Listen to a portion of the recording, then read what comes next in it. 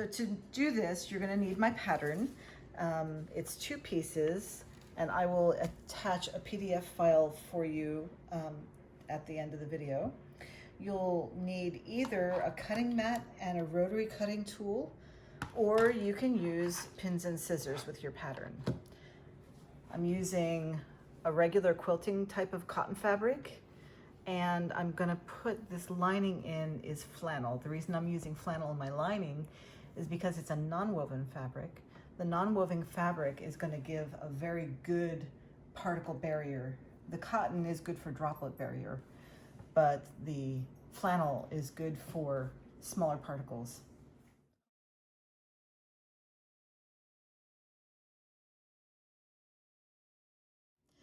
I'm also using 16 gauge wire and wire cutters. I got this wire at my local Lowe's. A heavy duty twist tie will work too, probably be better, but I don't have any of that. So I just cut it into pieces and I fold the ends over so that it won't poke through the fabric at the end. And this is to go over the nose to give a good tight fit. And then I've got 1/4 inch elastic that I've cut into 9-inch pieces, and I'll thread that through to show the mask. So this is a finished mask from my pattern. Here's the elastic loops, and here you can see where the wire has gone in to make that nose piece shaped it nice and tight. And then I can put it on so you can see what it looks like. So here I can breathe, but I have a really good tight barrier all the way around my face. All right, let's get started.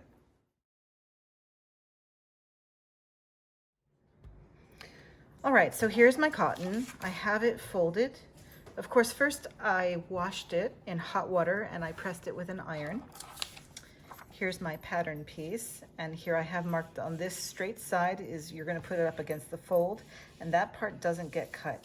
Now here, if you're using scissors, you're gonna pin this down, or you might wanna trace around the fabric with a pen, and then you'll cut it out with scissors. But if you have a rotary cutter, you don't have to pin it or trace it. We're just gonna go right around.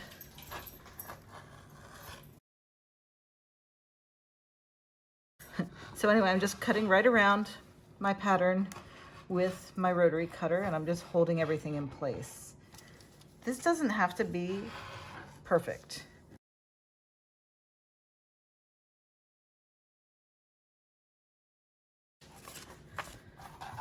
So with the way I had that folded, I was able to cut 2 pieces. Now this is what it looks like when you open it up.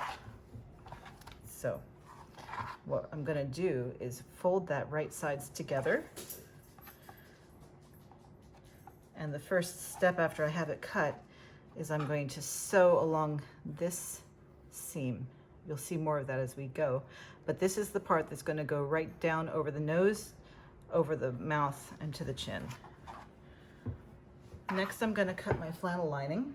And again, I'm using a different pattern piece. It doesn't have this long part here.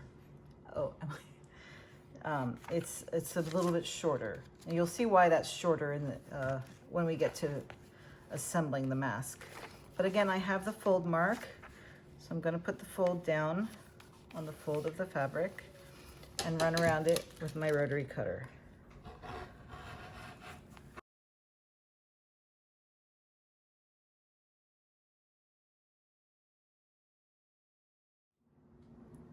This is what it looks like when it's cut.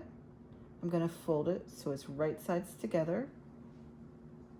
And then here's the fold line. And I want to sew from the fold line all the way down along here. Just this piece and that piece there. Now, when you get ready to start in your sewing machine, some of you may have experienced when you start sewing that the machine becomes unthreaded.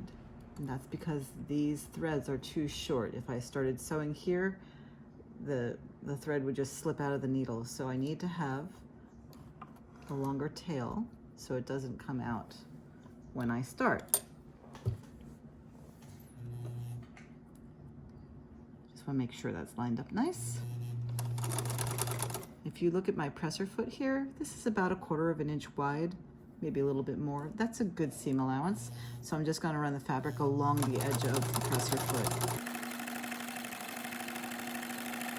If you're wondering how many stitches to use, if you look at this, this is between 8 and 10 stitches per inch. That's a good amount. If you wanted to make it a little tighter, up to 12, you could, but don't make it looser than that.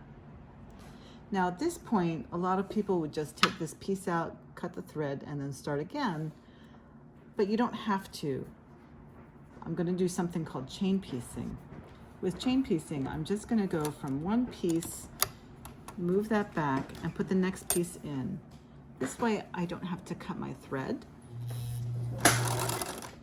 and I don't have to take the time to change things out. It saves thread, it saves time. I don't have to worry about my machine coming undone. I can just do one piece after another.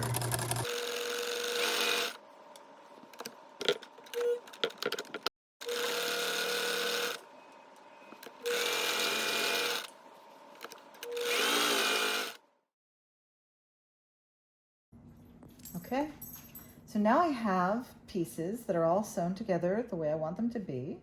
And when you open up one of these pieces, you can kind of see the shape of the mask already. It's already taking shape. So now we're going to put it together in a sandwich. So you want to take your two pieces and put them right sides together. I'm going to line them up at the seam on the bottom. And then I'm going to take a lining piece. I'm going to pin it together at the seam. That's going to make sure that it's all lined up. And then I just line all those edges up, and I put a couple more pins in.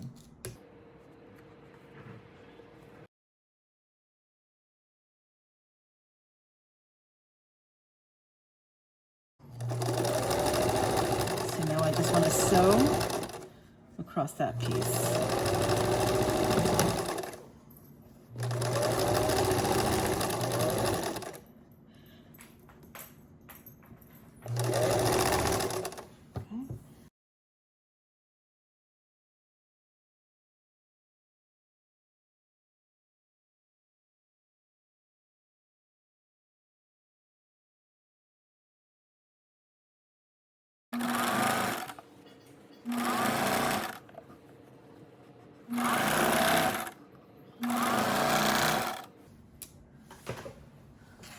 All right, so now that that side is sewn, now I have this one side is sewn. This is actually the bottom of the mask. I'm just going to turn it over, and I want to sew the other side. So you'll see that I just keep my pieces in the machine. I'm not taking them out, I'm not cutting the threads. I just sew one piece after another, and that way I don't have to worry about using up more thread, unthreading my machine. Just makes it go faster.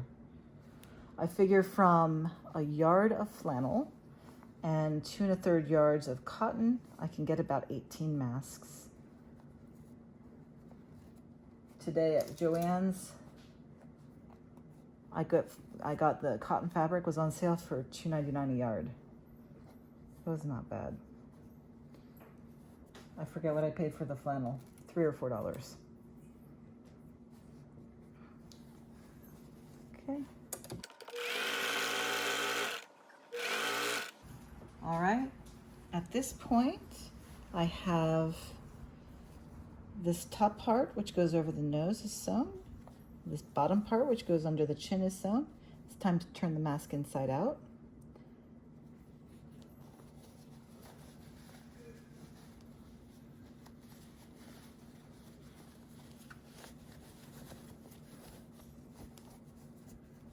And at this point, I want a top stitch. That is just going to reinforce the seams.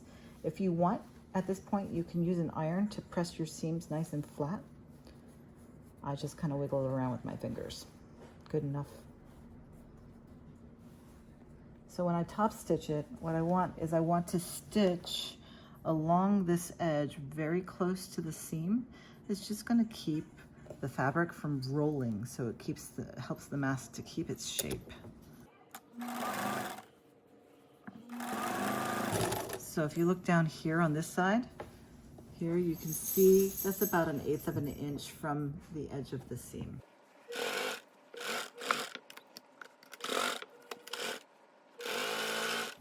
So do top stitching on both sides of the mask. And then you'll have something that looks like this. All right, now we're ready to put in a channel for the wire. So that just goes right over the top. Oh, all right, so this top part of the mask doesn't have a seam. The bottom part of the mask does have a seam.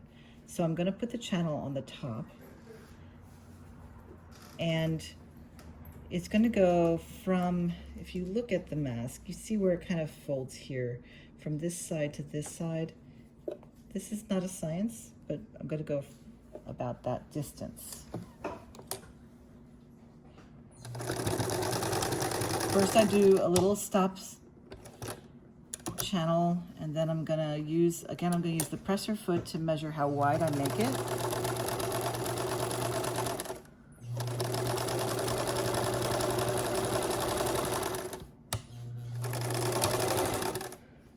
Right? Okay, so we're ready to insert the wire. You see I've sewn the channel, I left it open on this side. So then I'm just gonna reach inside and I'm gonna slide the wire in. I'd like it to go so that the flannel is behind it against the face. So you can kind of see how that shapes nice and tight. You have to wiggle it a little bit because it gets caught on the fabric. But there, now the wire's in. Then you can put a little bend in it. But once the wire is in, I'm gonna come back over to the sewing machine and I'm just gonna sew. Now this point, you wanna be really far away from the wire to sew the channel closed. If the needle hits the wire when you're sewing, you're gonna break your needle. So I've done that a few times already. I'm just warning you. It doesn't have to be perfectly closed. You can see there's still a gap there. That's not a problem. The wire's not going to come out. We just want it to be sealed in there pretty good. All right, now we're ready to finish the ends up. We're almost done. You see I finished this side already. So I'm going to take this end and I'm just going to roll it once and then twice. This is about 1/2 inch. It's a little more, a little less. Doesn't really matter that much. I just want to close that up. Here I will back stitch at the front and the back. That way I know that the threads aren't going to come out. And then the last thing that you have to do is to run your elastic. Let me go get that. All right, so here's my elastic. I just run it through there. You can use a safety pin to run that through if you want. That's fine. And you can tie the ends together or you can sew them. I'm gonna put it on a zigzag stitch because I kind of like to zigzag my elastic. All right, you can go back and clean that up a little bit more if you want, but there you go. Now we have a mask. There you go.